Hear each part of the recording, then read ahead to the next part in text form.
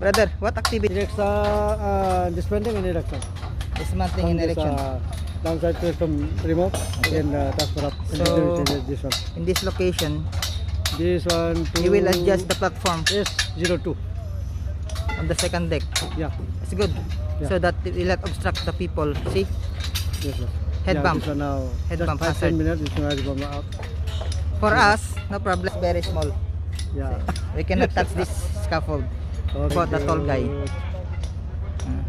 So you put the tag, remove the tag, huh? Yeah, remove. Yeah. Red tag that one. Red tag. Good. Good boy, brother. Good boy. He is the scaffolding supervisor of this area. And he will be supervising the modification of his scaffold. Okay.